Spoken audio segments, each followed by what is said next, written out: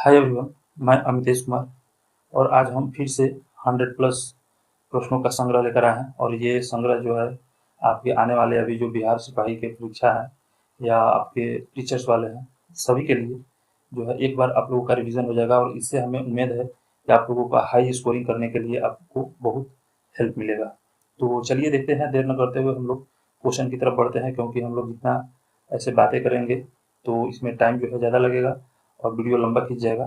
सो चलिए शुरू करते हैं। पहला प्रश्न है भारतीय इतिहास एवं संस्कृति से। भारतीय इतिहास एवं संस्कृति से पहला प्रश्न है। तो पहला प्रश्न क्या है कि सिंधु सभ्यता में विशाल स्नानागार पाया गया कहाँ पे? मोहनजोदड़ो में। गौतम बुद्ध का प्रथम प्रवचन क्या कहलाता है? तो धर्म चक्र प्रवर्तन कहलाता है। अगला प्रश्न है शून्यवाद के प्रतिपादक कौन है? तो नागार्जुन है शून्यवाद के प्रतिपादक। नालंदा विश्वविद्यालय का संस्थापक कौन थे? कुमारगुप्त थे। गुप्त काल की राजधानी गुप्त काल की राजकीय भाषा क्या थी? संस्कृत थी गुप्त काल की राजकीय भाषा। अगला प्रश्न है हर्षवर्धन का दरबारी कवि कौन था? वार्ण्यभट्ट था। मेहरौली में स्थित लौह स्तंभ किसने बनवाया था? चंद्रगुप्त द्वितीय ने बनवाया था। मंदिर का निर्माण हुआ था किस काल में? मंदिर का निर्माण शुरू हुआ था? तो ये शुरू हुआ था गुप्त काल में मंदिरों का निर्माण। गुप्तकालीन सोने के सिक्के क्या कहलाते हैं? तो ये दिनार के नाम से जाना जाता है। सिल्क मार्ग का निर्माण किसने करवाया था? कनिष्क ने करवाया था सिल्क मार्ग का निर्माण। अगला प्रश्न जो है राष्ट्रीय आंदोलन से है, राष्ट्रीय स्वतंत्रता आंदोलन। प्रश्न है कि एनी बेसेंट द्वारा स्थापित होम रूल लीग में शामिल होने वाला मुस्लिम नेता कौन थे? तो मोहम्मद अली जिन्ना थे। भारत में साइमन का कमीशन के विरोध का क्या कारण था? तो विरोध का यही कारण था कि इसके जितने भी सदस्य थे वो सभी अंग्रेज थे, कोई भी भारतीय सदस्य जो था इसमें नहीं था। अगला प्रश्न है अलीगढ़ आंदोलन के संस्थापक कौन थे? तो अलीगढ़ आंदोलन के संस्थापक थे सर सैयद अहमद खान। आनंद मठ पुस्तक का या उपन्यास के लेखक कौन है? तो बंकिम चंद्र चटर्जी है आनंद मठ का। यहाँ से इसको थोड़ा सा कम कर लिया जाए, ठीक है। चलिए अगला प्रश्न है 1857 की क्रांति का चिन्ह क्या था? तो कमल का फूल व रोटी था। बंगाल का विभाजन किया गया लॉर्ड कर्जन द्वारा 1905 में। स्वामी विवेकानंद ने विश्व धर्म सम्मेलन कब संबोधित किया था? 1893 में किया था शिकागो अमेरिका में। अगला प्रश्न है बारदोली आंदोलन के नेतृत्व किसके नेतृत्व में बारदोली आंदोलन हुआ था? तो सरदार वल्लभ भाई पटेल के नेतृत्व में हुआ था। वह योजना जिसके फलस्वरूप भारत का विभाजन हुआ, किस योजना के तहत भारत का विभाजन हुआ? माउंटबेटन योजना के तहत हुआ था। अगला प्रश्न है भारतीय स्वतंत्रता की घोषणा किस ब्रिटिश प्रधानमंत्री ने की थी? तो क्लीमेंट एटली ने की थी। भारतीय स्वतंत्रता की घोषणा क्लीमेंट एटली ने की थी। अगला प्रश्न भारतीय राज्य व्यवस्था एवं संविधान से है। तो देखते हैं इसका पहला प्रश्न है किस समिति के सिफारिशों के आधार पर भारत में संविधान सभा का गठन किया गया? कैबिनेट मिशन योजना के तहत। संविधान सभा का बहिष्कार करने वाली पार्टी कौन थी? तो मुस्लिम लीग थी। नगर पालिकाओं को मान्यता किस संशोधन द्वारा मिली है? तो 74वें संविधान संशोधन द्वारा मिला है नगर पालिकाओं का मान्यता। और पंचायतों को मान्यता जो है 73वें संविधान संशोधन, नगर पालिका जो है 74वें संविधान संशोधन के द्वारा दिया गया। अगला प्रश्न है संविधान संशोधन प्रक्रिया कहाँ से ली गई है? तो दक्षिण अफ्रीका से ली गई है। मूल संविधान में अनुसूचियों की संख्या कितनी थी? तो ये 8 अनुसूचियां थी। अभी कितनी है? 12 अनुसूचियां हैं। प्रारूप समिति के अध्यक्ष कौन थे? डॉक्टर BR अम्बेडकर थे। संविधान सभा के अस्थायी अध्यक्ष कौन थे? राजेंद्र प्रसाद थे, डॉक्टर राजेंद्र प्रसाद। आप लोग कमेंट बॉक्स में बताइएगा कि संविधान सभा के अस्थायी अध्यक्ष कौन थे। अगला प्रश्न है संयुक्त उच्च न्यायालय की स्थापना की जाती है किसके द्वारा? तो संसद के द्वारा की जाती है संयुक्त उच्च न्यायालय की स्थापना।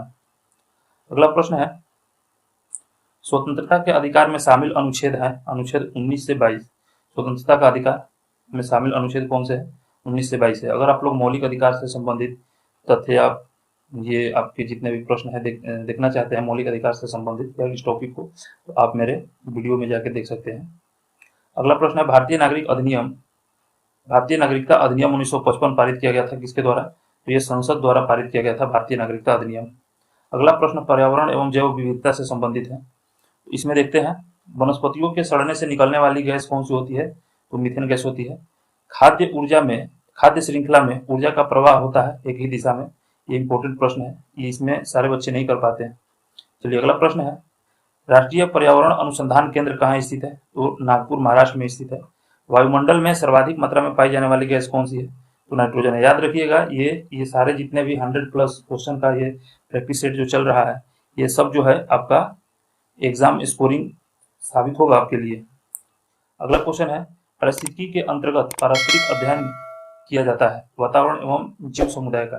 वातावरण एवं जीव समुदाय का रंध्रों का खुलना और बंद होना निर्भर करता है किस पर? प्रकाश पर। रंध्रों का खुलना और बंद होना प्रकाश पर निर्भर करता है। अगला प्रश्न है कि वायुमंडल में ओजोन परत हमारी रक्षा किन किरणों से करती है? तो परावैंगनिक किरणों से ओजोन परत हमारी रक्षा करती है। अगला प्रश्न भारत एवं विश्व का भूगोल से है। तो इसका पहला क्वेश्चन है, आकाशगंगा की आकृति कैसी होती है? स्पाइरल होती है। तारे का रंग किसका सूचक है? तो तारे का रंग उसके ताप का सूचक है। अगला प्रश्न है, भारत में कर्क रेखा कितने राज्यों से होकर गुजरती है? तो ये 8 राज्यों से होकर गुजरती है कर्क रेखा।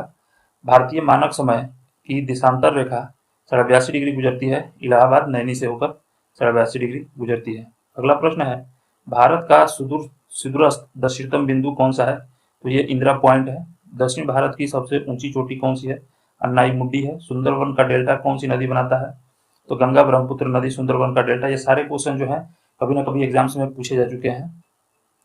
चलिए अगला प्रश्न है, उत्तरी गोलार्ध में व्यापारिक पवनें किस दिशा में बहती हैं? तो उत्तर पूर्व दिशा में बहती है उत्तरी गोलार्ध में व्यापारिक पवनें। अगला प्रश्न है, विश्व के किस मरुस्थल में बुशमैन नामक चलवासी जनजाति के लोग रहते हैं? तो कलाहारी मरुस्थल में रहते हैं। मरुस्थल वाला टॉपिक हमारे वीडियो में देख सकते हैं। वीडियो में टॉपिक जो है बनाया गया है, इसका डिटेल वीडियो देख सकते हैं आप लोग। अगला प्रश्न है, सौरमंडल का सबसे ऊंचा पर्वत निक्स ओलंपिया किस ग्रह पर स्थित है? तो मंगल ग्रह पर स्थित है निक्स ओलंपिया। अगला प्रश्न भारतीय अर्थव्यवस्था से है। भारतीय अर्थव्यवस्था से सारे प्रश्नों को हम लोग देख लेते हैं एक एक करके। पहला प्रश्न है भारतीय अर्थव्यवस्था से कि शाक मुद्रा को कहा जाता है? तो शाक मुद्रा को ऐच्छिक मुद्रा कहा जाता है। अगला है, योजना का अंतिम अनुमोदन कौन करता है? तो राष्ट्रीय विकास परिषद जो है किसी भी योजना का अंतिम अनुमोदन किया जाता है। नीली क्रांति का संबंध किससे है? मत्स्य पालन से है नीली क्रांति का संबंध। सुरेश तेंदुलकर समिति का संबंध किससे है? निर्धनता आकलन से है, गरीबी आकलन से। अगला प्रश्न है, योजना पत्रिका का प्रकाशन किस मंत्रालय द्वारा किया जाता है? तो सूचना एवं प्रसारण मंत्रालय द्वारा किया जाता है योजना पत्रिका का प्रकाशन। अगला प्रश्न है, कृषि वानिकी मत्स्य तथा खनन किस क्षेत्र के अंतर्गत आते हैं? तो प्राथमिक क्षेत्र के अंतर्गत आते हैं। अगला प्रश्न है, भारत में गैर योजना खर्च का सबसे महत्वपूर्ण मद क्या है? ब्याज भुगतान है। भारत में गैर योजना खर्च का सबसे महत्वपूर्ण मद ब्याज भुगतान है। अगला प्रश्न है, देश में सार्वजनिक क्षेत्र का सबसे बड़ा उपक्रम कौन सा है? तो ये रेलवे है। अगला प्रश्न सामान्य विज्ञान एवं तकनीकी से है, इससे कुछ प्रश्न जो है शामिल किया गया है। चलिए देखते हैं। पहला प्रश्न सामान्य विज्ञान एवं तकनीकी से। पहला प्रश्न है कि ऊर्जा को हम किस इकाई में माप सकते हैं? तो कैलोरी में माप सकते हैं ऊर्जा को। जेट इंजन किसके संरक्षण के सिद्धांत पर काम करता है? तो रैखिक संरक्षण के सिद्धांत पर काम करता है। हेली पूछल तारा कब दिखाई दिया था पिछली बार? तो ये 1986 में दिखाई दिया था। हेली पूछल तारा 1986 में दिखाई दिया था। अगला प्रश्न है, ऊर्जा का एसआई मात्रक क्या होता है? तो ऊर्जा का एसआई मात्रक जो है ये जूल होता है। रक्त का थक्का बनाने में सहायक विटामिन कौन सा है? विटामिन के है। भारत का उपग्रह प्रक्षेपण केंद्र कहाँ है? श्रीहरिकोटा, आंध्र प्रदेश। अभी जो चंद्रयान 3 छोड़ा गया है ये श्रीहरिकोटा से ही छोड़ा गया है। भारत में निर्मित प्रथम प्रक्षेपास्त्र कौन सा था? तो पृथ्वी 1988 में छोड़ा गया था। जीवन की मूलभूत इकाई क्या है? तो जीवन की मूलभूत इकाई जो है ये कोशिका है। अगला प्रश्न जो है, एक्सरे मशीन का आविष्कार किसने किया था? विलियम रोंटगन ने किया था एक्सरे मशीन का आविष्कार, रोंटगन ने। भारत में परमाणु बम के विकास से संबंधित वैज्ञानिक कौन है? होमी जहांगीर भाभा थे। परमाणु बम के अणु बम के विकास से संबंधित होमी जहांगीर भाभा। अगला प्रश्न जलवायु परिवर्तन और आपदा से है। जलवायु परिवर्तन एवं आपदा प्रबंधन से है। तो चलिए देखते हैं पहला प्रश्न है, अम्लीय वर्षा का मुख्य कारण क्या है? तो अम्लीय वर्षा का मुख्य कारण SO2 व NO2 है। SO2 व NO2 अम्लीय वर्षा का मुख्य कारण है। Sulphur dioxide, nitrous oxide. अगला प्रश्न है, सबसे अधिक मौसम प्रभावित होता है चक्रवातों से। सबसे अधिक मौसम किससे प्रभावित होता है? तो चक्रवातों से। ओजोन परत मापने की इकाई क्या है? डॉप्सन इकाई जो है ओजोन परत मापने की इकाई है। अगला प्रश्न है, रामसर सम्मेलन का उद्देश्य क्या था? तो रामसर सम्मेलन का उद्देश्य था आर्द्र भूमि का संरक्षण।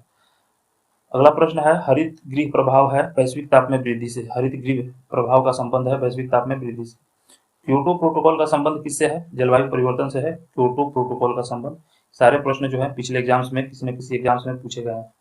अगला प्रश्न है, भूकंपीय तरंगों को मापा जाता है? तो सिस्मोग्राफ के द्वारा मापा जाता है भूकंपीय तरंगों को, सिस्मोग्राफ के द्वारा। वर्षा की मात्रा निर्भर होती है वायुमंडल में नमी पर। रिएक्टर स्केल का उपयोग किया जाता है भूकंप के मापन हेतु, रिएक्टर स्केल। ग्रीन मफलर का संबंध किससे है? तो ग्रीन मफलर का संबंध किस पर्यावरणीय समस्या से है? तो ध्वनि प्रदूषण से है। अगला प्रश्न बाल विकास एवं शिक्षा शास्त्र से है। बाल विकास एवं शिक्षा शास्त्र, ये प्रश्न है पहला इसका, बालक के विकास की प्रक्रिया कब शुरू होती है? तो जन्म से पूर्व शुरू होती है। बालक के विकास की प्रक्रिया जो है जन्म से पूर्व ही शुरू हो जाती है। संवेगात्मक विकास में किस अवस्था में तीव्र परिवर्तन होता है? तो किशोरावस्था में तीव्र परिवर्तन होता है। वृद्धि और विकास है एक दूसरे के पूरक, वृद्धि और विकास जो है एक दूसरे के पूरक है। चारित्रिक विकास का प्रतीक है उत्तेजना। व्यक्ति के स्वाभाविक विकास को कहते हैं अभिवृद्धि, स्वाभाविक विकास को क्या कहते हैं? अभिवृद्धि कहते हैं। शैशवावस्था में सीखने की प्रक्रिया का स्वरूप होता है, सीखने की प्रक्रिया में तीव्रता होती है। बाल्यावस्था की प्रमुख मनोवैज्ञानिक विशेषता क्या है? सामूहिकता की भावना। अगला प्रश्न है विकासात्मक पद्धति को क्या कहते हैं? उत्पत्ति मूलक विधि। अगला प्रश्न है बालक की मूल शक्तियों का प्रधान कारक क्या है? तो ये वंशानुक्रम है, मूल शक्तियों का प्रधान कारक। बालक के सामाजिक विकास में सबसे महत्वपूर्ण कारक है वातावरण। अगला प्रश्न कृषि से है, तो कृषि से हम लोग प्रश्न जो है कुछ प्रश्न देख लेते हैं। खेती की सर्वाधिक पुरातन प्रणाली कौन सी है? तो ये सर्वाधिक पुरातन प्रणाली है झूम। भारत में सर्वाधिक जोत किस प्रकार की है? तो ये सीमांत जोत है। किसान दिवस या कृषि दिवस कब मनाया, किसान दिवस या कृषक दिवस कब मनाया जाता है? तो 23 दिसंबर को किसान दिवस मनाया जाता है। बताइएगा किसके जन्म दिवस पर मनाया जाता है। अगला जो है प्रश्न गेहूं की फसल के लिए सबसे उपयुक्त जलवायु कौन सी है?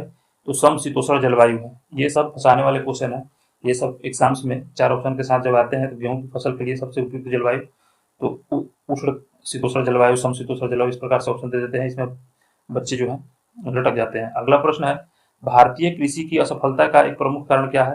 अनियमित मानसून। दाल किस पौष्टिक अंश का स्रोत है? तो ये प्रोटीन का स्रोत है।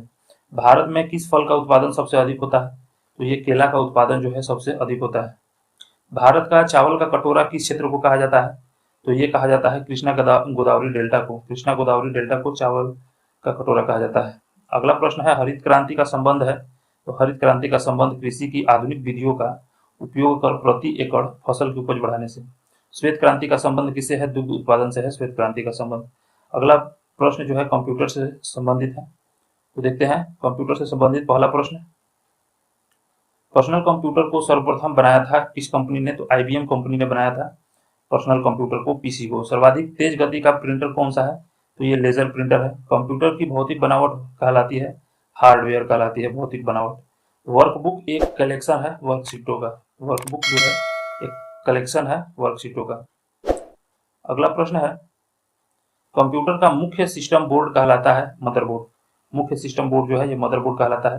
वेब पेज का प्रथम पेज कहलाता है होम पेज। वेब पेज का प्रथम पेज जो है ये होम पेज कहलाता है। वायरस होता है एक प्रोग्राम। भारत में निर्मित पहला कंप्यूटर कौन सा है? सिद्धार्थ है। ईमेल संदेशों के लिए स्टोरेज क्षेत्र क्या कहलाता है? ईमेल संदेशों के लिए स्टोरेज क्षेत्र जो है ये मेल बॉक्स कहलाता है, जिसमें ईमेल आता है। www का पूर्ण रूप है वर्ल्ड वाइड वेब। खेलकूद से संबंधित अब प्रश्न हम लोग देख लेते हैं। खेलकूद से पहला प्रश्न है क्रिकेट खेल से संबंधित वानखेड़े स्टेडियम कहाँ है? मुंबई में है Wankhede stadium. Ezra cup Radha Mohan cup का संबंध किस खेल से है? पोलो से है। Ezra cup Radha Mohan cup पोलो खेल से है। ग्रैंड स्लैम शब्द का संबंध किससे है? ये टेनिस से है। सबसे बड़ी फुटबॉल संस्था फीफा का मुख्यालय कहाँ है? पेरिस में है, फ्रांस पेरिस। राष्ट्रमंडल खेलों की शुरुआत जो है कब हुई थी? तो ये हुआ था 1930 में। भारत जो है राष्ट्रमंडल में पहली बार शामिल हुआ था 1934 में। चाइना कप का संबंध किससे है? चाइना कप जिम्नास्टिक से संबंधित है। ओलंपिक खेल कितने वर्षों के अंतराल में आयोजित किए जाते हैं? 4 वर्षों के अंतराल में। याद रखिएगा शतरंज विश्व कप भी 4 वर्ष के अंतराल में खेले जाते हैं। अगला प्रश्न जो है फुटबॉल का सॉल्ट लेक स्टेडियम स्थित है, तो ये सॉल्ट लेक स्टेडियम जो है फुटबॉल का ये कोलकाता में स्थित है। एशियाई खेलों का प्रतीक चिन्ह है चमकता सूर्य।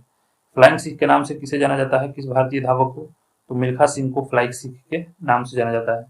अगला प्रश्न सबसे मिला जुला है यानी विविध से संबंधित प्रश्न है, तो चलिए देखते हैं। पहला प्रश्न अंतरिक्ष में प्रवेश करने वाली प्रथम भारतीय महिला कौन थी? तो कल्पना चावला। मौसमी घटनाएं किस मंडल में घटती है? क्षोभ मंडल में घटती है। वन अनुसंधान संस्थान कहाँ स्थित है? देहरादून में है वन अनुसंधान संस्थान, देहरादून उत्तराखंड में। पृथ्वी का अक्ष पर घूर्णन होता है पश्चिम से पूर्व की ओर। पृथ्वी जो है अपने अक्ष पर घूमता है पश्चिम से पूर्व की ओर। संसार का सबसे प्रसिद्ध कीटनाशक जो है यह DDT है। याद रखिए पूछता है कि DDT क्या है? तो ये संसार का सबसे प्रमुख कीटनाशक है डीडीटी। पूछता है डीडीटी क्या है? संसार का सबसे प्रमुख कीटनाशक है डीडीटी। चलिए अगला प्रश्न देखते हैं। भारत की कार्यपालिका का अध्यक्ष होता है, भारत की कार्यपालिका का अध्यक्ष कौन होता है? तो राष्ट्रपति होता है। किसकी सिफारिश पर भारत में, इसको थोड़ा सा ऊपर कर लेते हैं, स्लाइड कर लेते हैं पहले। चलिए देखते हैं पहला प्रश्न। अगला, किसकी सिफारिश पर भारत में पंचायती राज व्यवस्था की स्थापना की गई? बलवंत राय मेहता समिति की सिफारिश पे। अगला प्रश्न है, विटामिन की खोज किस वैज्ञानिक ने की थी? तो फंक ने की थी विटामिन की खोज। मानव शरीर की सबसे बड़ी ग्रंथि कौन सी है? तो ये यकृत है मानव शरीर की सबसे बड़ी ग्रंथि। नीति आयोग का अध्यक्ष कौन होता है? तो प्रधानमंत्री होता है। आप लोग बताइएगा कि नीति आयोग का गठन जो है कब किया गया है? कमेंट बॉक्स में इसका उत्तर आप लोग जरूर दीजिएगा।